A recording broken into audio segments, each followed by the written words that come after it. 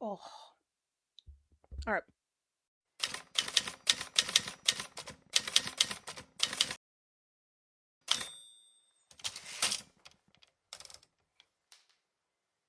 Hello, everybody, and welcome to a little chat. We're doing a little bit of a chat.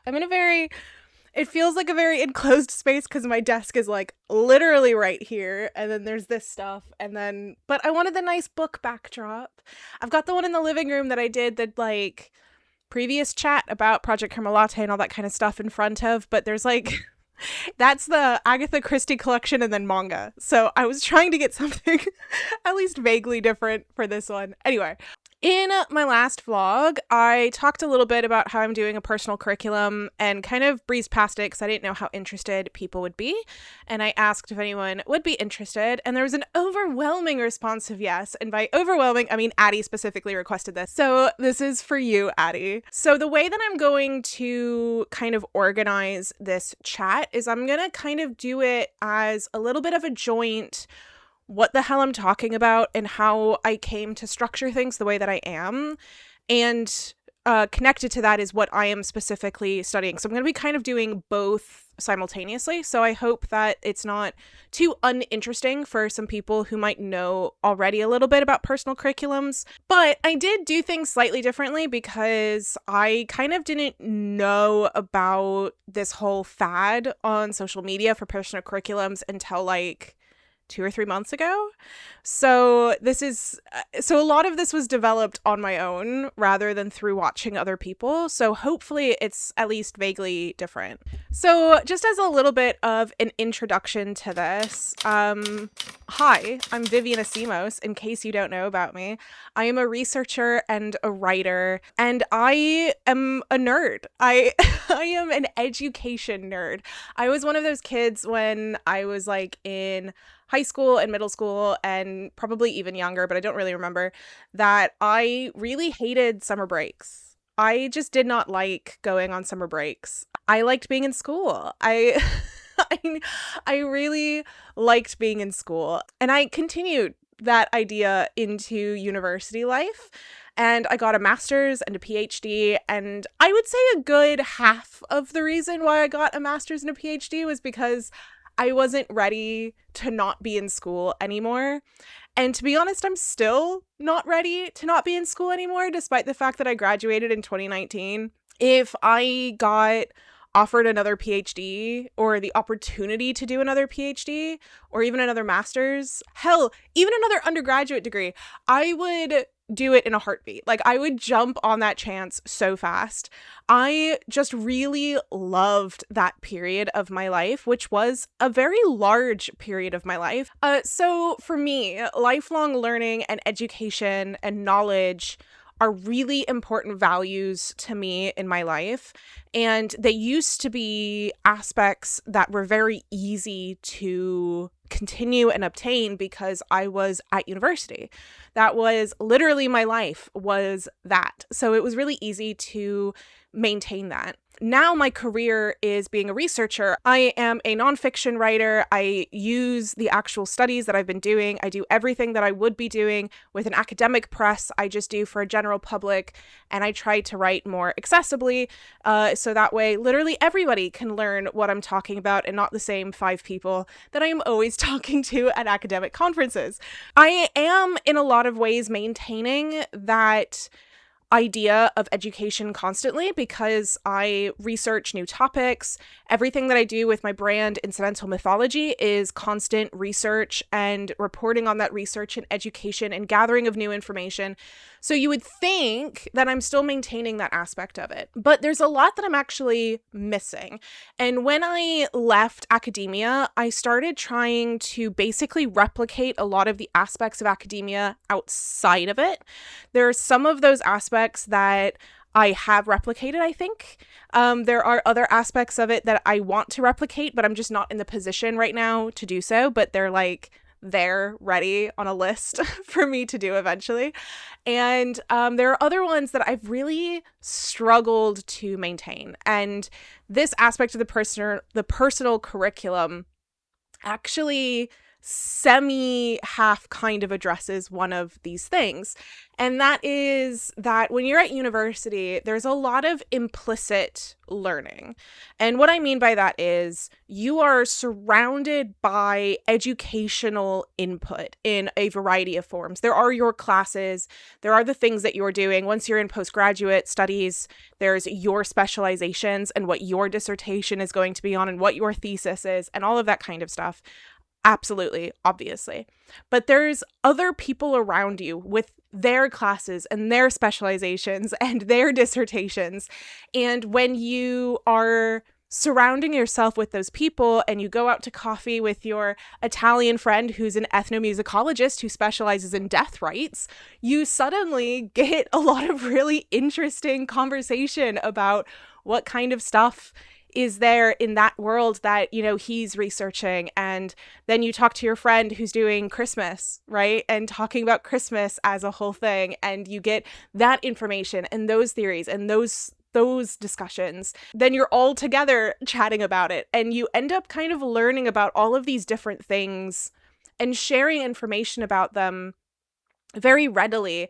And that's kind of what I mean is education that exists outside of your own personal endeavors. There was also our department would run like seminar series. This happened both during my PhD and my master's at 2 different universities. I think it's just a thing that happens here in the UK.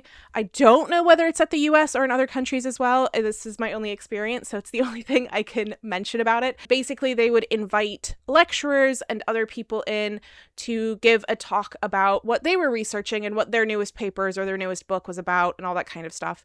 And I would attend every single time that there was one. I didn't wait until it was semi-relevant to me or it sounded interesting. I would show up even if it sounded really boring because you never know. You never know what is going to instill creativity. And I think that that's essentially what it comes down to is I have an overwhelming fear of becoming creatively stagnant in my research endeavors that I found myself when I was doing the cosplay book. I found myself citing the same people, citing the same material, and repeating a lot of the same ideas. And while it was in a new environment, it felt very repetitive. And I felt like, do I have anything new to talk about? And while I can do new research in new areas, a lot of it was kind of the same as what I was doing before. And there is a lot of through lines in what I do, despite the fact that they're all very desperate and different topics, right? So my first one was on the Slender Man. That's what my PhD thesis was on. And then I had my master's was on the Legend of Zelda series.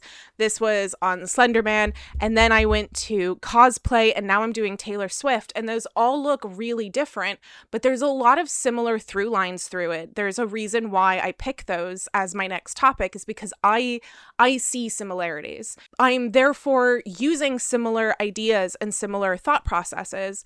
And that means that I'm not getting quite as much outside new input as I would like. This is why I started doing what I have come to call personal curriculum because that's what other people use as the term. But I was doing this at least vaguely before. Previously on the channel in I was going to say the early days, but it was probably last year. I don't know. But I was doing a kind of research project on body lore, monsters, and mythology. It was something that I was saying, this isn't going to be related to a book. This isn't going to be related to anything. I just want to do this research. And it didn't really go anywhere, and I think it failed for a variety of reasons that I'm going to talk about when I talk about the structure that I'm going to be using for the class. But it's basically something that I have been striving to try to figure out how to incorporate in my life in ways that I will actually do. And so this is kind of what I started doing, was scheduling myself essentially classes. And so this is what we're going to talk about today, is my personal curriculum. So I'm for the time being, I am scheduling based on quarters. I schedule my whole kind of career stuff based on quarters. I take time off between quarters. So at the moment, that's how I'm also doing my personal curriculum. I am currently trying to decide if I want to not do that and actually put them at slightly different time frames, but that's for future Vivian to think about. But for the time being, they are based on quarters. And this quarter, I'm taking 2 classes as part of my personal curriculum. I am doing Introduction to English Magic, and I am doing Welsh Mythology. Oh, but Vivian, you're a myth specialist. I am a myth specialist, but I specialize in popular culture and the actual, like, how to analyze a myth. So I know a lot about different approaches people have taken to analyze, but I spend a lot less time just kind of reading different myths, and Welsh mythology is something that I definitely don't have as much knowledge on, but it's always been around me in a variety of places. My PhD supervisor, actually, his PhD was on Welsh mythology. Do I actually have? I do! It's right here. This is his book. And I only just bought it. I would have thought that I'd already had a copy, but apparently I didn't. The magic, Introduction to English Magic, is a lot more history focused. I'm an anthropologist, so I do, you have to talk about history when you're talking about people, but you spend a lot less time on it. So I'm interested in the more historical side of things, and then also just kind of reading myth. So they're slightly related, but not super related, and I'm very excited to be studying them. Okay, so we're going to talk about how to find your topic. And I want to do this one first before the structure, because I think the topic impacts what kind of structure that you should do. And this was kind of my problem in previous attempts of this, is that I think I tried to be a little bit too free-flowy when that wasn't what the topic required. So let's talk about it. This quarter, as an example, I am doing very kind of what I'm calling an undergraduate course structure, but there's also another course structure that I'm going to be doing later on, probably next quarter, which is postgraduate structures. So the way that this is different, right, is that the undergraduate structure, which I'm going to show you, is a lot more kind of like how you would be assigned a schedule for like an undergraduate course, where you have, this week we're talking about this topic and here's 2 to 3 readings. And the readings are kind of short. They're like an article or a chapter in a book. They're meant to give you just kind of a really basic, quick overview of a topic. You're not meant to spend a whole lot of time, and that each week is kind of a different theme on the topic. In postgraduate study ones, you are essentially writing a really lengthy essay or a dissertation. At least that's how kind of I see it. And you don't have to write it as part of the personal curriculum. I mean, I will, because I'm a writer. It's what I do. But I don't think that's really necessary. But I think the same level of study is kind of going into it. And I think that a lot of people, and I am guilty of this myself, I'm not coming at anybody, but I think a lot of people have the struggle with specificity. This was something that I saw a lot when I was teaching, is I would be telling, a first year student or a second year student, hell, even the third years had this problem, was you would be like, okay, you're going to be writing a 3,000 word essay in this class. What are you doing? And they would come back with something like, let me think of a topic I actually know very well. Digital monsters, right? They would say like, okay, well, this is a class on study of religion. I'm going to do digital monsters and religion. That's specific. And I would go, no, it isn't. That's very, very, very broad. Like, there are many, many books and different elements that you can take into this. And the people that would listen to me, the students that would listen to me, would end up really narrowing it down to a really specific question, a really specific study. So say, for example, a case study of a specific digital monster. I want to look at Momo. I want to look at the Slender Man. Or they would try to answer something about it, like, how do they play with belief? That's a very specific question that you are answering in regards to it. while the people who didn't listen to me would kind of just think, you don't know what you're talking about, because a lot of students don't think that their TAs know what they're talking about. And they would go and do their research anyway. And the result in the final essays that I would be reading was really, really obvious. The people that did not specify would be all over the place, and they would never linger anywhere. They didn't have time, word count wise, to really linger on something and dissect that piece of information. And so it would just read chaotic and hectic, and I never knew what they thought about it, or they wouldn't engage with any of the academic texts because they didn't have time, right? They didn't have time. So they had to move on to the next one really fast, and it read like they didn't really know anything. While the people who actually listened to me and got a lot more specific, they would be able to actually linger on things. They'd actually be able to talk about stuff. They'd be able to present examples and critical thought on different academic takes, and they would be able to critique them. And because they had the space to, because they weren't talking about something over here, they were talking about this. They weren't talking about all of this. So the reason why I bring this up is that I think sometimes people try to approach a generic study with a very specific output. And what you end up doing is not really being able to focus your mind. So I think that if you were doing a postgraduate level thing where you're just kind of free flowing, you're going, I'm interested in this particular topic and I don't really know what's out there and I want to explore it. You need to be a lot more specific in what it is you are trying to accomplish. This was my problem with the body lore monsters mythology thing that I tried to do, is I didn't really know what I was trying to do.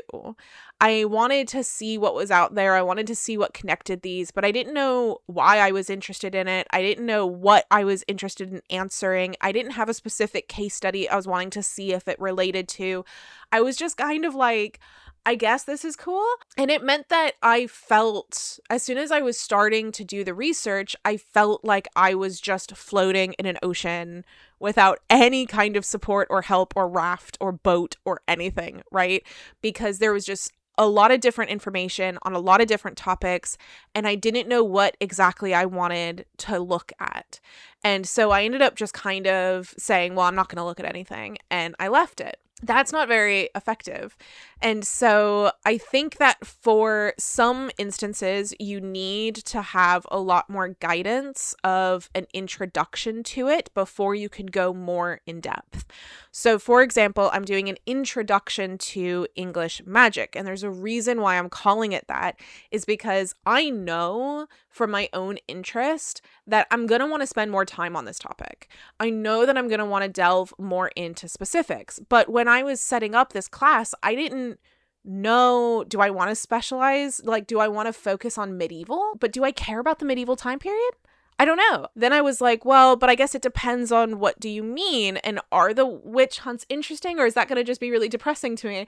You know, there's a lot of those different topics and ways of looking at things that I genuinely just wasn't sure on. And so instead of trying to delve in deep immediately, I wanted to do a broad overview. I wanted to do one of those undergraduate style where you take a little taste. I have a week of looking at medieval stuff, and I have 2 to 3 readings, and then I move on with my life. And then later I can decide, do I care about that? Do I want to know more about that, or do I want to know more about this? That's kind of something that I wanted to stress, is that I think depending on what it is that you are wanting or how you feel about a particular topic is going to depend on how you're going to structure yourself. So if there is something really specific that you are wanting to ask, and this is not just like, what's up with digital monsters? Like, it has to be something really specific, like maybe a specific case study, or maybe a specific time period and a thing in that time period, in this place, in this time, this topic, that kind of thing. You can potentially get away with being a little bit more broad with it. But if you're going to do that, I suggest having maybe like 2 to 3 guiding questions. And if you start finding yourself going way off course, that might be because you find it interesting. Take note of it so you can come back to it later, but get yourself back on course, because otherwise you're just going to be alone at sea on your own. So I would say that for any kind of more introductory material, then you need to kind of be a lot more guided. You need to kind of know a little bit more about the various themes and topics that could be inherently possible. Now, again, you don't need to cover all of them. I have taught on introductory courses at universities before, and they by no means cover every single theme, topic, possibility that is there, but it definitely helps to start the narrowing pile down. For introduction to, for the introduction to English magic, obviously there's a lot of different topics, there's a lot of different time periods, there's a lot of different regions, there's a lot of different types of magic, there's a lot of different aspects that I can be looking into, particularly when it comes to the historical stuff to it. Or do I want contemporary? Do I want, neo-pagan? Do I want old pagan? Do I want, Christian understandings and demonologies? Do I, there's so many things that can be encapsulated in that. And to be honest, they all sound really interesting. So I need to know, like, how interesting is it? What is it to get into that? What kind of topics are there? And in those introductory texts to know, how do I go about doing that? And to be honest, Welsh mythology is also an introductory kind of undergraduate level structure. And I know that you're probably thinking that sounds really specific to me. This is why I'm saying sometimes you don't know that what you are talking about is in fact really broad. Welsh mythology is inherently very broad. You have Arthurian legends, you have the Mabinogi, but then you also have like a load of other kind of folkloric kind of conversations you can have. You have a history that you have to understand in relation to that, and that's a long history of colonialism.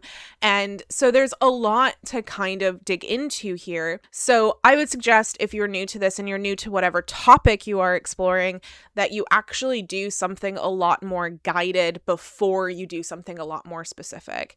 Now, if you know already what's kind of going on, like if I wasn't writing and doing my academic work as my job, if I was working like a normal human job that actually made money, then what I would probably be doing is the stuff that I'm now writing my books about would probably be my personal curriculum.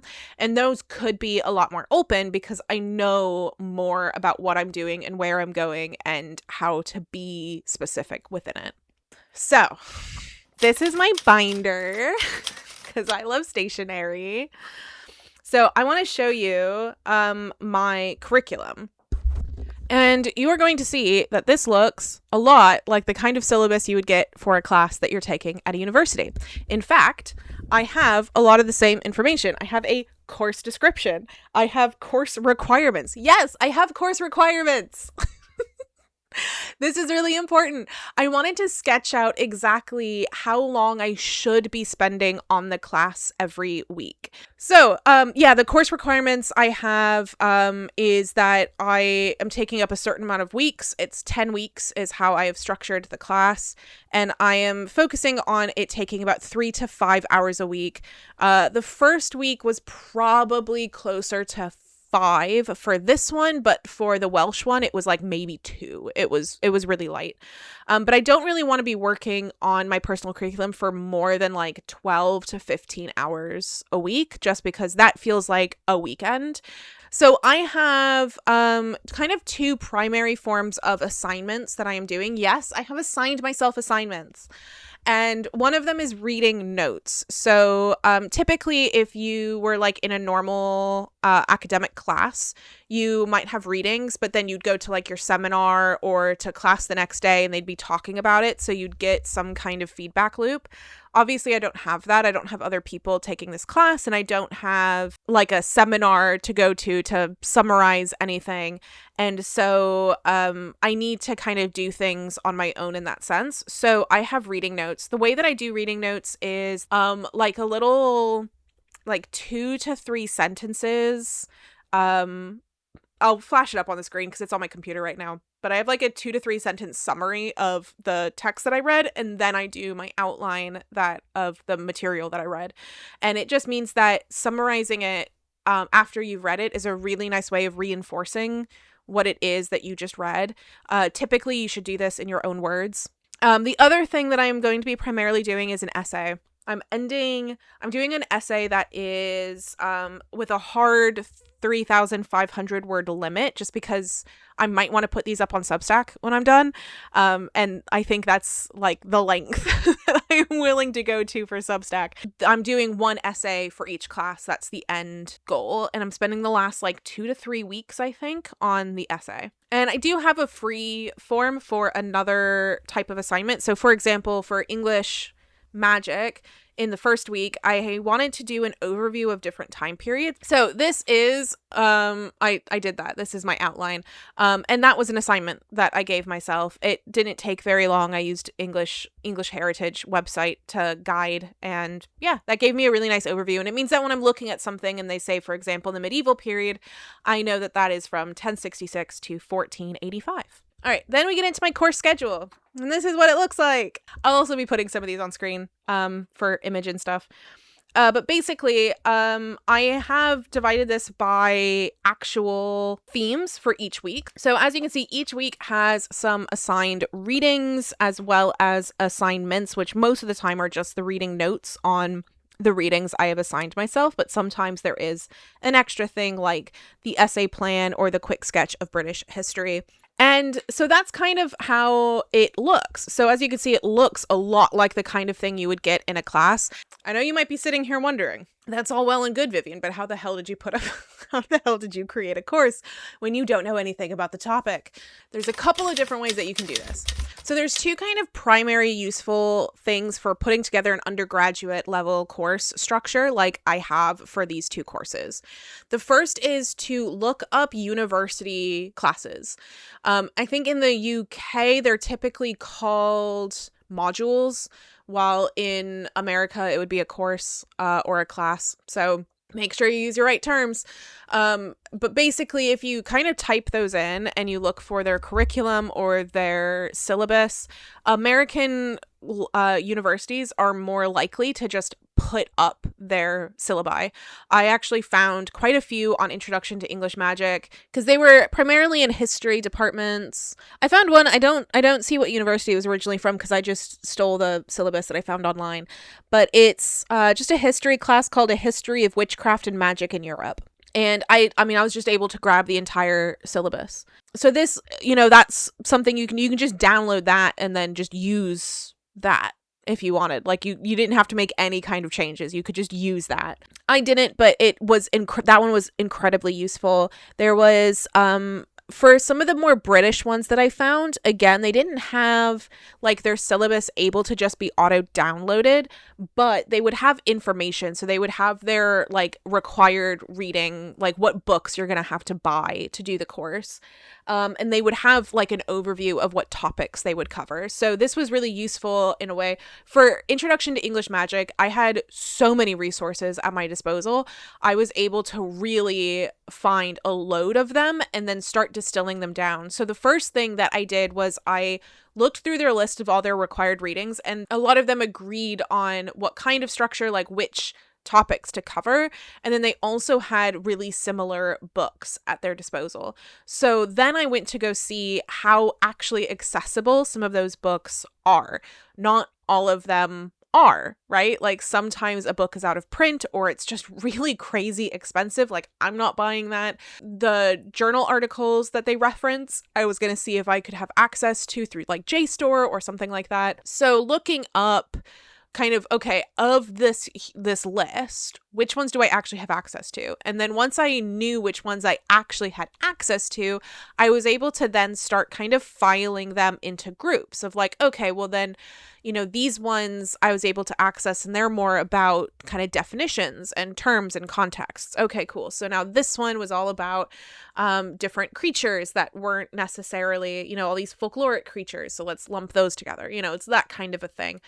I tried not to do more than 3 readings for a particular week. And again, focusing more on, okay, this is the chapter on this particular topic.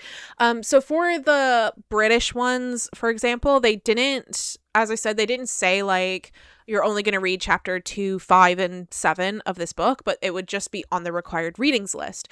If I was able to obtain the book, then I would look through the table of contents and I would say, okay, well, I'm putting together a class and I know I'm going to want definitions of, and there's chapter 1 is what do we mean by magic or something like that. And then I'd be like, cool, that's going to be on week 1, right? So able to kind of go through it like that. Another really great resource for putting together a class would be something like this. This was one that I also bought for a class, but when I was actually like at university still. So this is a reader in the anthropology of religion, and there's a crap ton of readings in this. And this would be, you could just do this as your class if you really want to, if you found like an introduction to kind of book. Here's a less big one. Oh, and look, it's got my name on it. This was actually a textbook that I made with my PhD supervisor during my PhD. I made this, and it was meant to be as kind of a textbook. So we scheduled this as if you were teaching a class on how to study myth, you would have this book and the students wouldn't have to buy anything else. Like all the readings are in here. There's discussion questions in here. There's kind of overviews on what the background of particular scholars. So there's further readings if you're interested in them, and it is structured based on a way that we think a class would be best structured. So if you picked up something like this, that would be your class sorted. But there's also another way of using something like this if you wanted to structure it slightly differently, which is this shows you what readings are associated with certain themes, right? Or what kind of way to structure it. Maybe you want to read 3 or 4 of these, but maybe not all of them. But you're going to use the structure of the book in other ways. So those are kind of ways that you can also have access and kind of create this, is using introductory books that are meant for university learning and education. For Welsh mythology, there was only like a handful of universities that actually had classes that I could use as resources. And then some of the books that I found were way too specific. They weren't kind of introductory texts. If you know of an introductory text, let me know. I'd love to hear it. This was something where I had to primarily look up. So primarily I was using Cardiff University has a module of Welsh culture and folklore. They're not running it. And I think this is actually a lifelong learning course. Which is another option for people if you don't want to put together your own course. At least in the UK, there's universities that have what are called lifelong learning courses. Not every university does this, but quite a few of them do, where you can just kind of sign up for a class and they run on like weekends or evenings and you do a class. They just cost a lot of money and I don't have that money to spend. But anyway, so there's this class that's a lifelong learning one. And again, they didn't have the schedule put up, but they did have a load of books. So again, I looked at which books were available to me. So yeah, it was a little bit of like piecemealing for the Welsh mythology one, but I think it ended up okay in the end. So those are just some tricks on how to put it together. So if you are putting together maybe one of those more in-depth courses rather than the undergraduate ones, you're wanting to put together one of the postgraduate courses, my advice to you would be to think about the actual like thing that interests you and try to get as highly specific of a question as possible. If you wanted to do like, what is the role of the house in Shirley Jackson? Like that would be a really specific study, because then you're not only reading Shirley Jackson, but you're also then doing research on what other people say about Shirley Jackson. What is the kind of role and material of the house and things like that. There is one really important facet to doing this that I think is really, really important, at least for me. It's something that I highly suggest if you also kind of struggle to maintain, which is due dates. So basically, one of the things that I have done is set aside specific dates that these things are due. So at the end of each week, I'm supposed to have all of my reading notes typed up, written, and in my folder by evening Sunday. So by the time I go to bed on Sunday, it should be in the folder. I was going to have it printed out, but I don't have a printer. And so that would kind of determine on whether or not I had access to the library. They're closed on Sunday, so that means I'd have to finish everything on Saturday, and that kind of changes everything. So instead, I have a folder on my computer, and it has to be saved and in there at that time. As you saw, I also had some other kind of assignments that I had to do, like lit reviews and sketches of history, outlines, and things like that. And I have an essay that also has a due date. It needs to be done, printed in my book by a certain date. It keeps you on track, it keeps you going, and it makes you know that you're kind of doing it. I think it's very easy to say like, oh, I'll just do that next week. And then it starts to pile up, and then it's overwhelming because you have 3 weeks worth of stuff that you haven't done yet. And you're overwhelmed, and then you go, I can't do this. And then you never do it. This is also why I suggest really thinking about your time frames and kind of always giving yourself more time rather than less time, because it's better for you to do the things that you wanted to do and click them off, and then you go, cool, and now I have time to, I don't know, watch Love is Blind, and that's fine. It makes you feel accomplished. It makes you feel like you've done it, which means you're more willing to then test yourself by doing a little bit more the next time. So yeah. Yeah, that's my personal curriculum for this quarter. I think at the end, I'll do like a little summary of my thoughts and how successful it was, because I think one of the things that is also really important to take away, not just in the course of doing this kind of stuff, but also like in life, is that there's no such thing as bad data. Right? There's no such thing as bad data, meaning that there's no such thing as failing necessarily. It's just giving you data that you can work with. So if you find yourself unable to accomplish something, that's data.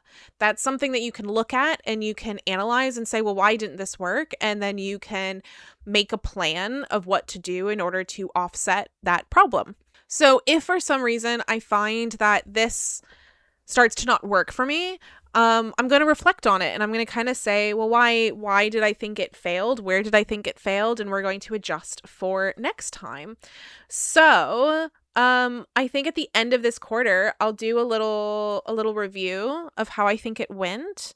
Maybe some of the stuff that I thought was interesting, maybe the topics of my essays that I'll do, and then thinking about what my next quarter's personal curriculum is going to be. And we'll just chat about them every quarter. If you are doing your own personal curriculum, let me know. I like to get inspired by kind of other takes on it. I know some people use it as like self-help stuff, and then there's other people doing like the Gothic literature thing, or like me. So yeah, if that's something that is kind of interest to you and that you are doing, let me know. I'd love to hear about it. And yeah, I'll be checking back in with this later on in the quarter. So I'll probably end up coming back in December sometime and telling you about how I think it went and what I learned and what we're going to be doing and how we're approaching personal curriculum next quarter, whether or not I'm going to change the time frames, because 10 weeks also just doesn't feel that long to me. Anyway, thank you for listening to me ramble about this stuff for a while. And I will be back with a normal vlog, a writing vlog. In fact, I already recorded it. Just a chill fiction writing vlog. I'll be back next week with that. So, thanks for indulging me and Addie. Bye.